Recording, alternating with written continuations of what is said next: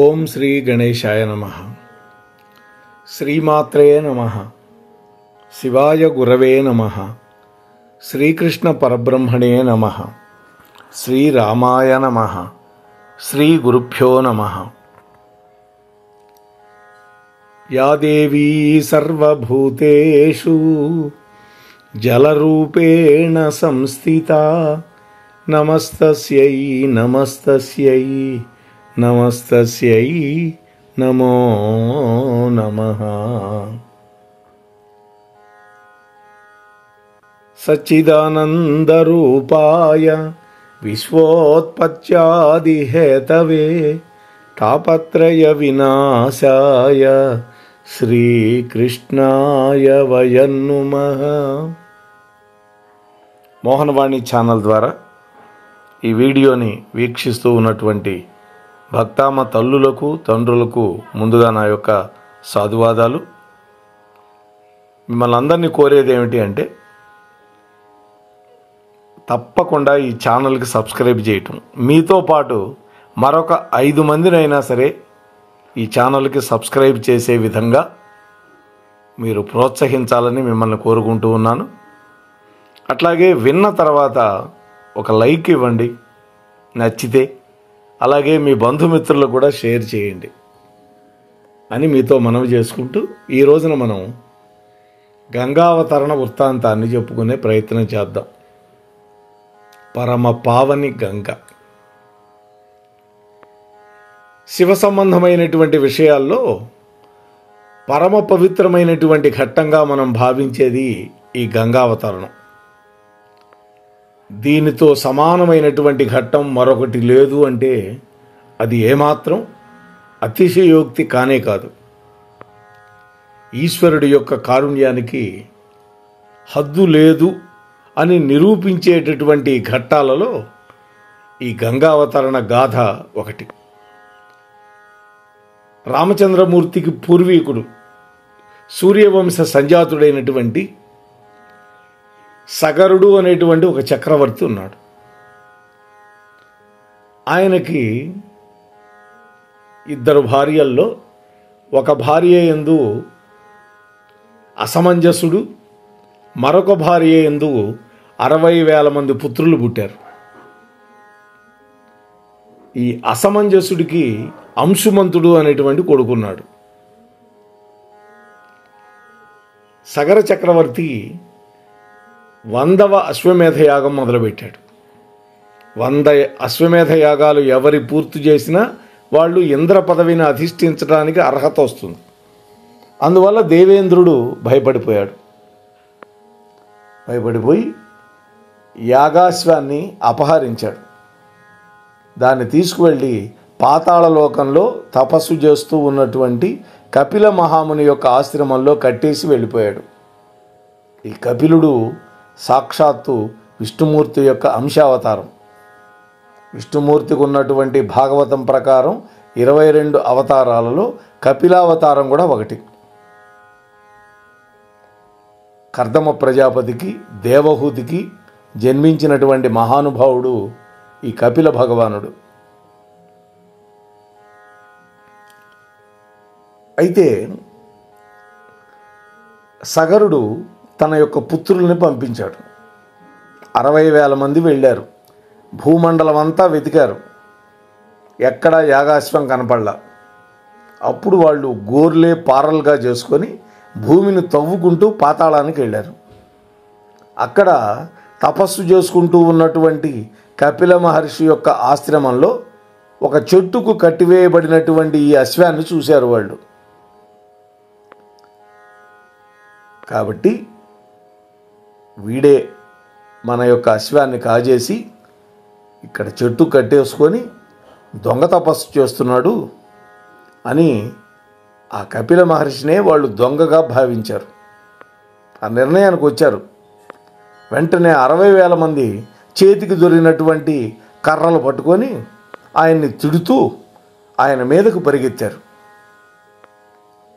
నాశనం చేసేయడానికి మహాపురుషులకి ఆయుధాలు అక్కర్లా, ఒక సంకల్పం చాలు, లేదా ఒక నేత్ర దృష్టి చాలు, అంతకంటే ఎక్కువ అక్కర్లేదు. ఇప్పుడేదో మనవాళ్ళు డైలాగులు రాసి కంటి చూపుతో చంపేస్తాను అని అంటుంటారే ఏదో బాలకృష్ణ సినిమాలో. ఇవన్నీ పురాణాల్లో జరిగినవే. అయితే ఆ మహానుభావుల యొక్క సంకల్పం పరమ భయంకరంగా ఉంటుంది. కపిల మహర్షి ఆ కేకలేమిట్రా అని కళ్ళు తెరిచి చూశాడు. ఆ సగరులు తన మీదకు వచ్చి పడుతూ ఉన్నారు. వెంటనే ఆయన కోపాన్ని తెచ్చిపెట్టుకొని వాళ్ళను చూసి ఒక్క హుంకారం చేశాడు. అంతే. ఆ హుంకారంలోంచి పుట్టినటువంటి కోపం ఒక ప్రళయాగ్నిలాగా మారిపోయింది. ఎక్కడ ఉన్నవాళ్ళు అక్కడే 60,000 మంది బూది కుప్పలుగా పడిపోయారు. ఆ తరువాత వీళ్ళు ఎంతకీ రాకపోయేసరికి సగరుడు తన మనవడైనటువంటి అంశుమంతుడిని పంపించాడు. అంశుమంతుడు కూడా భూమండలం వెతికి పాతాళాలోనికి వచ్చి అక్కడ తపస్సు చేసుకుంటున్నటువంటి కపిల మహామునిని, అక్కడ కట్టివేయబడినటువంటి గుర్రాన్ని, అక్కడ బూడిద కుప్పలను కూడా చూశాడు. చూసేసరికి అనిపించింది, మా యొక్క పినతండ్రులు ఈ విధంగా ఉద్ధతి పొంది ఈ మహర్షి యొక్క కోపాగ్నికి బూడిదైపోయినారు అని అర్థం చేసుకొని ఆ మహర్షికి వినయంగా నమస్కరించాడు. ఆ తరువాత ఆయన జరిగిందంతా చెప్పాడు. సరే, వెళ్ళిపోయినటువంటి వాళ్ళకి జలాంజలులు ఇవ్వాలి, జల తర్పణ చేయాలి. ఆ విధంగా తన పినతండ్రులకి జలతర్పణాలు చేద్దామని చేతిలో నీళ్లు పట్టుకున్నాడు. అప్పుడు గరుత్మంతుడు వచ్చాడు అక్కడికి. గరుత్మంతుడు ఆయనకి సాక్షాత్తు వాళ్ళ తండ్రి గారికి మేనమామ, తన తండ్రికి మేనమామ, తాతగారు. అంటే గరుత్మంతుడి యొక్క సోదరి ఈ సగరుడి యొక్క భార్య. ఇది. అప్పుడు గరుత్మంతుడు వచ్చాడు. ఈ విధంగా మహాత్ముల యొక్క క్రోధాగ్ని వల్ల ఎవరైతే మరణిస్తారో వాళ్ళని ఉద్ధరించడానికి సామాన్యమైనటువంటి జలములకు అధికారం లేదు నాయన అన్నాడు. వీళ్ళు ఊర్ధ్వలోకాలన్నీ పొందే అవకాశం లేదు మామూలు జలతర్పణం వల్ల. వీళ్ళు ఒక మహాత్ముడికి అపరాధం చేశారు. అందువల్ల వీళ్ళకి ఇటువంటి దుర్గతి పట్టింది. వీళ్ళ యొక్క భస్మ రాసులు తడవాలి అంటే, వీళ్ళకు ముక్తి కలగాలి అంటే ఆకాశం నుండి దివిజ గంగ భూమి మీదకి రావాలి.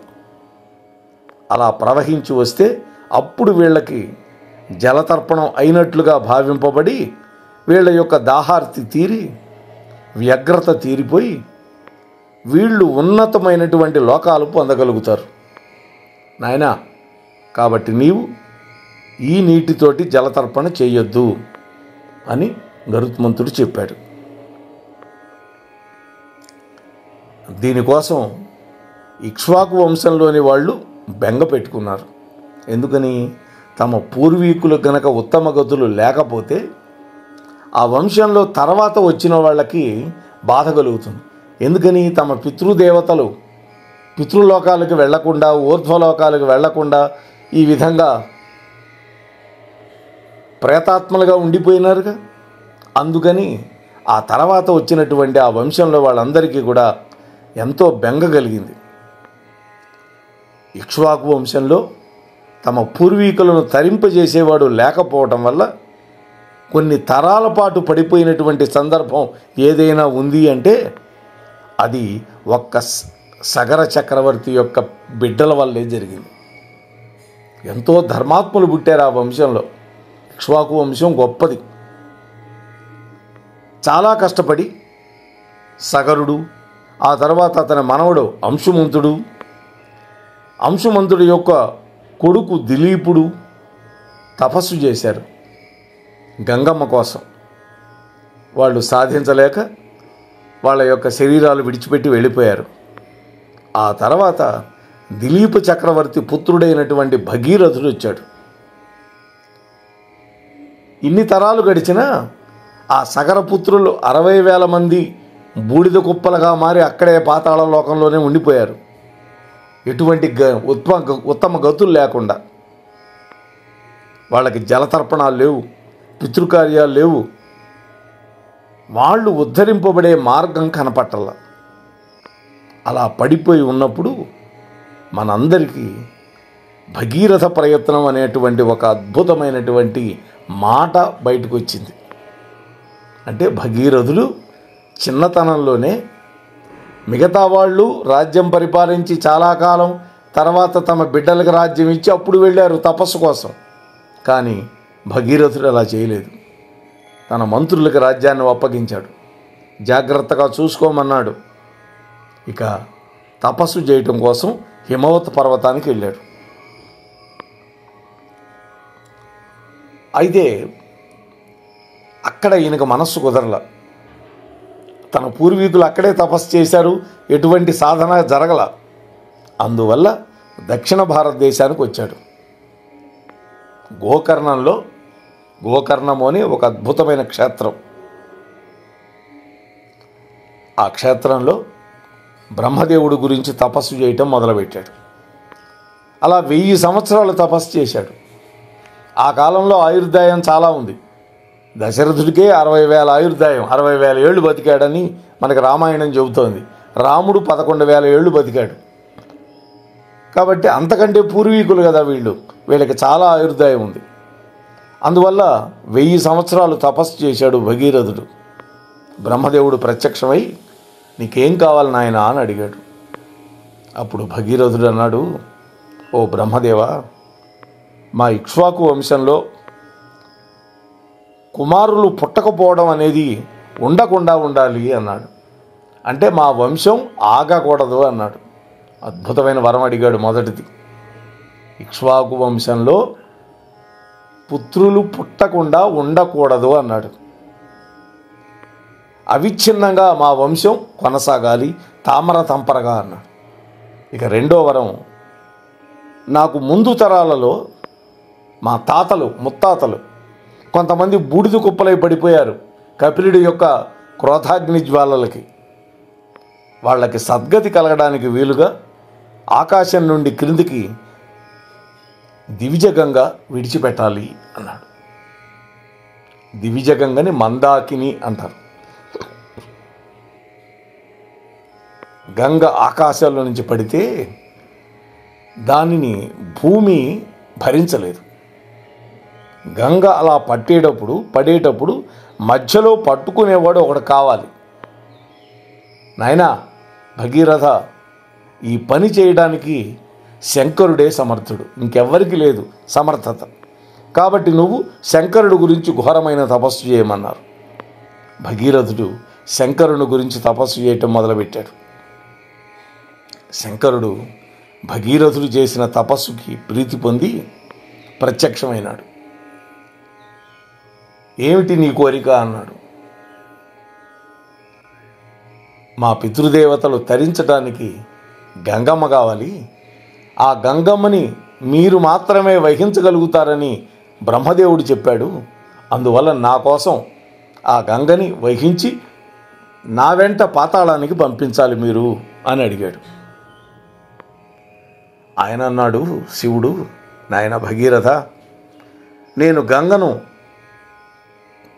నా శిరస్సు మీద ధరిస్తాను అని చెప్పి గంగను పట్టుకోవడానికి జటాజూటంతో పరమేశ్వరుడు హిమవత్ పర్వతం మీద నిలబడ్డాడు.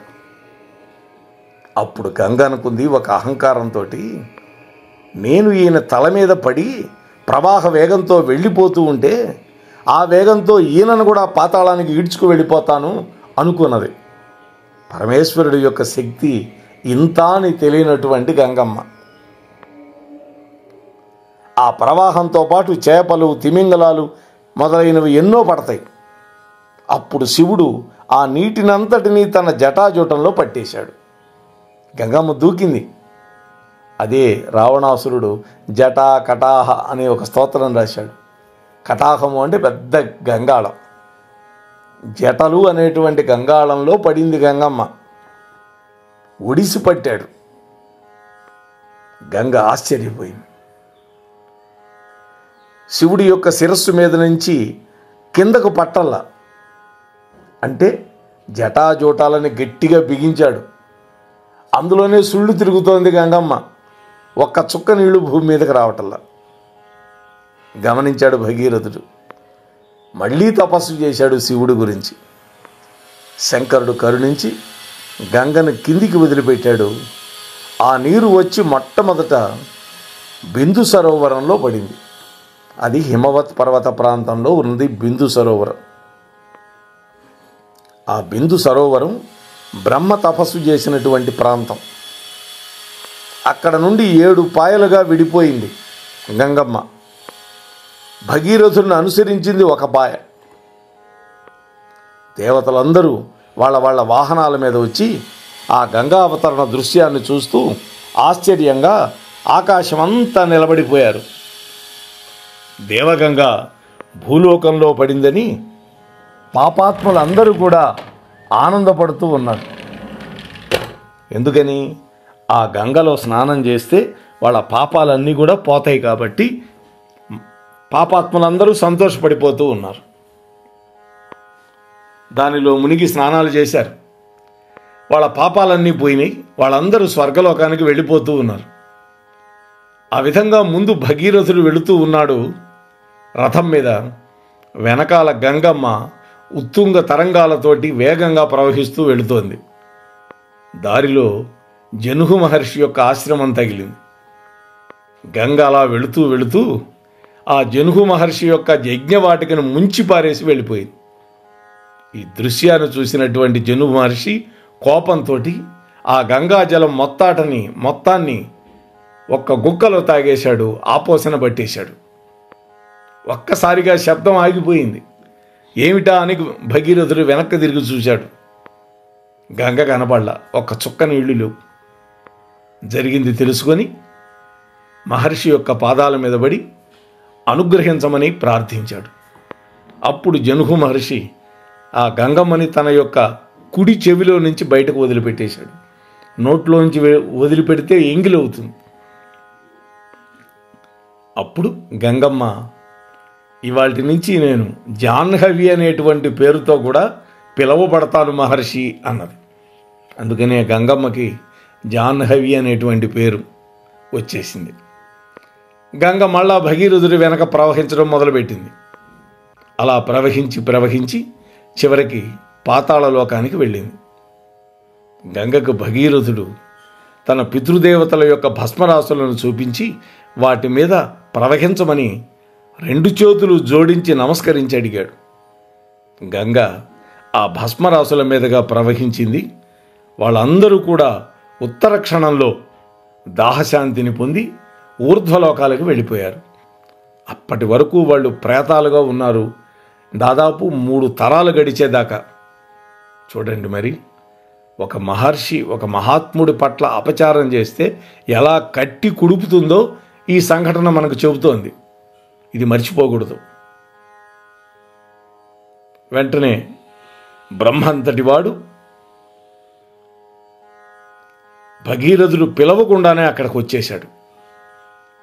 భగీరథుణ్ణి కౌగిలించుకున్నాడు. నాయనా భగీరథ, ఇంకా లోకంలో ఎప్పుడైనా ఎవరైనా ఎక్కడైనా ఇంత గొప్ప ప్రయత్నం చేయవలసి వస్తే దానికి భగీరథ ప్రయత్నం అనే పేరు వస్తుంది నీ పేరుతోటి. అన్నింటినీ మించి ఇన్ని కష్టాలకు ఓర్పుతో గంగ పాయను పాతాళానికి తెచ్చావు కాబట్టి ఈ పాయకి భాగీరథి అనే పేరు కూడా వస్తుంది అని చెబుతూ ఉంటే, ఆ విధంగా భగీరథుణ్ణి పొగుడుతూ ఉంటే వినమ్రంగా 2 చేతులు జోడించి అన్నాడు, గొప్ప తపస్సు చేశావన్నాడు బ్రహ్మ. ఓ మహాత్మా, నేనేదో గొప్ప తపస్సు చేసి గంగమ్మని పాతాళానికి తెచ్చానని నేను అనుకోవటం లేదు. నాకంటే ముందు తరాల వాళ్ళు మొదలుపెట్టినటువంటి తపస్సు, వాళ్ళ తపస్సు అంతా నా దగ్గరకు వచ్చి సిద్ధించింది. అందువల్ల మాత్రమే నేను ఈ ఘనకార్యాన్ని సాధించగలిగాను తప్ప ఇందులో నాది ఏమీ లేదన్నాడు. ఈ నమ్రత కావాలి ఎవరికైనా. వాళ్ళు చేసిన తపస్సు ఊరికే పోలా, అది భగీరథుడికి సంక్రమించి భగీరథుడు చేసినటువంటి తపస్సు దానికి ద్విగుణీకృతమై త్రిగుణీకృతమై గంగమ్మ భూలోకానికి రావడానికి ఒక సాధనంగా మారింది. ఆ విధంగా బ్రహ్మదేవుడు దీవించి వెళ్ళిపోయాడు. ఇది శ్రీమద్ రామాయణంలో బాలకాండలో విశ్వామిత్ర మహర్షి రామలక్ష్మణులకు చెప్పినటువంటి అపూర్వమైనటువంటి గాథ. సాధారణంగా వాల్మీకుల వారు ఫలశ్రుతి చెప్పరు ఏ ఘట్టాలకి, కానీ ఈ గంగావతరణం విన్న వాళ్ళకి ఒక గొప్ప ఫలశ్రుతిని అనుగ్రహించారు వాల్మీకి మహర్షి. ఏమని? తెలిసి కానీ తెలియక కానీ ఎన్ని పాపాలు చేసిన వాళ్ళైనా సరే నమ్మి గంగావతరణ గాథను విని 2 చేతులు ఎత్తి ఎవడైతే నమస్కరించి నిలబడతాడో ఆ పరమేశ్వరుడికి, ఆ గంగమ్మకి, అప్పుడు పరమేశ్వరుడు ఆ విధంగా నిలబడినటువంటి వాళ్ళందరినీ కూడా అనుగ్రహిస్తాడు. అయితే పరమేశ్వరుడు యొక్క ఎటువంటి రూపాన్ని మనస్సులో ముద్రించుకోవాలి మనంటే, గంగమ్మని ఒడిసి పట్టడం కోసం శిరస్సున 2 చేతులు 2 కాళ్ళు ప్రక్కకి జరిపి 2 చేతులను నడుము మీద బిగించి అద్భుతంగా నిలబడ్డాడు పరమేశ్వరుడు. అలా నిలబడినటువంటి ఆ గంగాధరుడి యొక్క పాదాలను ఎవడైతే దర్శిస్తాడో, ఆ తెల్లటి పాదాలకు ఎవడైతే నమస్కరిస్తాడో, ఎవడైతే పరమ పూజ్య భావంతో విశ్వాసంతో గంగావతరణ ఘట్టాన్ని వింటున్నారో అటువంటి వాళ్ళ యొక్క సమస్తమైన కోరికలు ఈడేరతాయి, సమస్త పాపాలు పటాపంచలైపోతాయి. ఎన్ని పాపాలు చేసిన వాళ్ళైనా సరే నరక బాధలు పొందకుండా సుఖాన్ని పొందుతారు. వాళ్ళ యొక్క ఆయుర్దాయం చక్కగా వృద్ధిలోకి వస్తుంది. అంటే వాళ్ళు దీర్ఘాయుష్మంతులు అవుతారు, చిరంజీవులు అవుతారు. అపమృత్యు దోషం వాళ్ళకి అంటదు, చక్కటి కీర్తిని పొందుతారు. అంటే ఈ గంగావతరణాన్ని వినడం వల్ల మనస్సు మారిపోయి అటువంటి వాళ్ళకి భగవంతుడి వైపు వాళ్ళ మనస్సు ప్రచోదనమై సత్కర్మల యొక్క అనుష్ఠానం వాళ్ళ బుద్ధి పుడుతుంది, మంచి పనులు చేయాలని. అలా పుట్టి వేరొకసారి నేను పాపము చెయ్యకూడదు అనేటువంటి సద్బుద్ధి కలుగుతుంది వాడికి. అటువంటి వాడు పుణ్యాత్ముడై లోకంలో అందరి చేత కీర్తింపబడినటువంటి వాడుగా మారుతూ ఉంటాడు. కాబట్టి ఈ గంగావతరణ ఆఖ్యానం అంత పరమ పవిత్రమైనది. గంగకి త్రిపథగామిని అని ఒక పేరు కూడా ఉంది. త్రిపథ గామిని అంటే 3 మార్గాలలో నడిచింది అని. మొదట ఆకాశంలో నుంచి ప్రవహించింది మందాకిని అనేటువంటి పేరుతోటి. బిందు సరోవరంలో పడి అక్కడి నుంచి భగీరథుడి వెంట భూమి మీద ప్రవహించింది భాగీరథి అనేటువంటి పేరుతోటి. అక్కడి నుంచి పాతాళానికి వెళ్ళి 60,000 మంది సగరపుత్రులని అనుగ్రహించింది భోగవతి అనేటువంటి పేరుతోటి. ఇంతటి గొప్ప చరిత్ర గంగావతరణం. అందుకనే పెద్దవాళ్ళు అంటారు గంగ ఎంతో దూరంలో ఉంది. వాస్తవానికి మనం దక్షిణ భారతదేశంలో ఉన్నాం. గంగా నది మనకి 1500 కిలోమీటర్లో 1200 కిలోమీటర్ల దూరంలోనూ ఉంది. అంత దూరం ప్రతి వ్యక్తి పోయి గంగలో మునగలేడు. అందులో కాశీగంగ పరమశ్రేష్టం. విశ్వనాథుడి యొక్క అనుగ్రహం వల్ల 2 సార్లు పోగలిగాం మేము. దాదాపు ప్రతినిత్యము గంగా స్నానం చేసాం, ప్రతినిత్యము విశ్వనాథుడి యొక్క దర్శనం చేసుకోగలిగాం. అయితే అందరికీ సాధ్యం కాకపోవచ్చు. డబ్బు సమస్య కావచ్చు, ఆరోగ్యం సమస్య కావచ్చు, వృద్ధాప్య సమస్య కావచ్చు, ఏదైనా కావచ్చు. అందుకని ఏం చెప్పారు? గంగా గంగా గంగా అని 3 సార్లు ఆ గంగా నామం గనక స్మరించినంత మాత్రాన ఆ గంగ జలంలో స్నానం చేసినటువంటి పుణ్యం కలుగుతుంది అని పెద్దలు చెబుతారు. అటువంటి పరమ పవిత్రమైనటువంటి ఈ గంగావతరణ గాథని విన్నటువంటి మీకు, చెప్పిన నాకు, ప్రసారం చేసినటువంటి మన మోహనవాణి అధినేత అయినటువంటి శ్రీ అక్కునూరి సీతారాం మోహన్ రావు గారికి, అందరికీ కూడా ఆ గంగామాత, ఆ పరమేశ్వరుడు సంపూర్ణమైనటువంటి కృపా కటాక్ష వీక్షణాలను మన మీద ప్రసరింపజేసి మన అందరికీ అనుగ్రహం కలిగించుగాక అని నేను ప్రార్థన చేస్తూ ముగిస్తున్నాను. స్వస్తి సర్వేషాం. మోహనవాణి తెలుగు పోడ్కాస్ట్ వింటున్న శ్రోతలందరికీ హృదయపూర్వక ధన్యవాదాలు. వినండి, వినిపించండి, వింటూనే ఉండండి మోహనవాణి తెలుగు పోడ్కాస్ట్. మీరు వింటున్నారు మోహనవాణి. మా కార్యక్రమాలు మీకు నచ్చితే ఇప్పటివరకు మా ఛానల్కి సబ్స్క్రైబ్ చేసుకోకపోతే వెంటనే ఈ క్షణమే సబ్స్క్రైబ్ చేసుకుని ఆ పక్కనుండే బెల్ బటన్ని మ్రోగించి అందరికీ షేర్ చేసి మీ విలువైన కామెంట్ను కూడా చేసి మమ్మల్ని ప్రోత్సహిస్తారని కోరుతున్నాను.